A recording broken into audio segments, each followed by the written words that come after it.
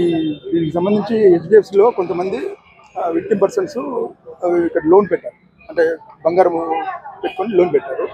దీంట్లో ఉన్న సతీష్ కుమార్ అని దీంట్లో పనిచేస్తాడు.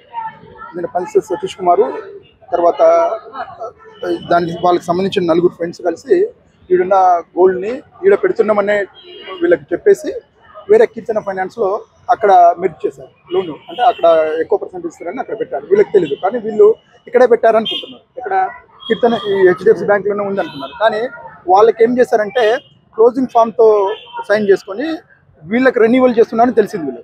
కానీ వాడు ఏం పెట్టించుకున్నాడు, క్లోజింగ్ చేస్తున్నాము ఈడ బంగారం అనేది క్లోజింగ్ చేసి వాళ్ళకి ఇచ్చేసి వాళ్ళ రెన్యువల్ చేస్తున్నామని వాళ్ళకి చెప్పి క్లోజింగ్ అని వీళ్ళతో ఫామ్లో సైన్ పెట్టించుకొని అక్కడ వాడు కీర్తన ఫైనాన్స్లో పెట్టాడు.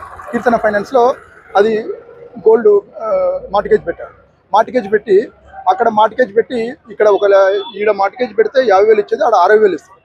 వీళ్ళకు 50,000 ఇచ్చేసి ఆ 10,000 ఆడు ఇచ్చేసాడు. అట్లా దాదాపు ఒక 1.5-2 kgs దాకా పెట్టాడు అనమాట డిఫరెంట్ ఫ్రెండ్స్తో. దీంట్లో 32 మంది విక్టిమ్స్ ఉన్నారు. మేము కూడా దాన్ని సంబంధించి ఆ కీర్తన ఫైనాన్స్లో హైకోర్టుకు వేసుకొని ఇది మేము సక్రమంగానే పెట్టుకున్నాము అంటే, లేదు ఇది సక్రమంగా పెట్టుకోలేదు మీరు అని మేము ఇన్వెస్టిగేషన్లో ఈ విధంగా ఉందని చెప్పినాము. వాళ్ళు వేసిన తీర్పును కొట్టేసింది. హైకోర్టు కూడా మనకు ఫేవర్గానే ఇచ్చింది. దాన్ని కింది కోర్టుకు కానీ ఐఓ గారికి కానీ ఆ సంబంధించిన బంగారాన్ని ఇవ్వండి అని కోర్టు కూడా ఇచ్చింది. ఏ కోర్టు? హైకోర్టు.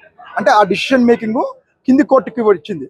అంటే మేమేం తీసుకోలేము, కింది కోర్టు ఏమన్నా పవర్స్ ఉన్నాయి కింది కోర్టు కూడా మేమేమన్నాము, కింది కోర్టు కూడా అప్లై చేసాం. ఏమని, ఈ సంబంధించిన విక్టిమ్స్ అభద్రతా భావం ఉన్నారు, వాళ్ళకి సంబంధించిన గోల్డ్ ఎక్కడుందని తెలియకుండా అంటున్నారు, అభద్రతా భావం ఉన్నారు. ఆ గోల్డ్కి సంబంధించినది దానికి సంబంధించినది గోల్డ్ మీరు డిసిజన్ తీసుకొని మీ దగ్గర కింది కోర్టు మీ దగ్గర పెట్టుకుంటే ఆ విక్టిమ్ సంబంధించిన వాళ్ళకు ఉంటుంది ఆ గోల్డ్ అనేది. వాళ్ళు తర్వాత రిలీజింగ్ ఆర్డర్కి సంబంధించి ఎట్లా ఉండదని కోర్టు డైరెక్షన్ బట్టి మీరు తీసుకోండి అని కింది కోర్టుకు కూడా మేము చెప్పాము. కింది కోర్టు కూడా ఫైల్ చేశాము.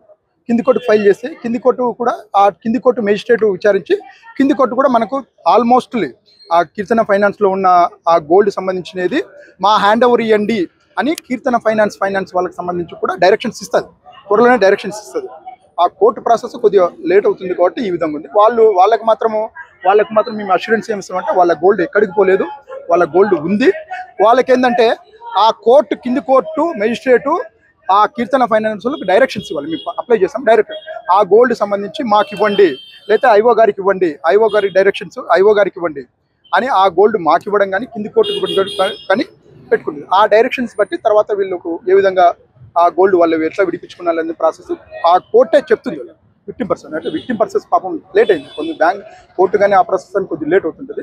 వాళ్ళు ఉన్నారు, వాళ్ళ బంగారు వాళ్ళకి కన్ఫామ్గా ఉంది. అంటే ఆ కోర్టు ప్రాసెస్ లేట్ అవుతుంది. కింది కోర్టు కూడా మేము చేసాము, ఆ ప్రాసెస్ కొద్దిగా తొందర ఇవ్వండి అన్నట్టు వర్షన్తో చేసాము.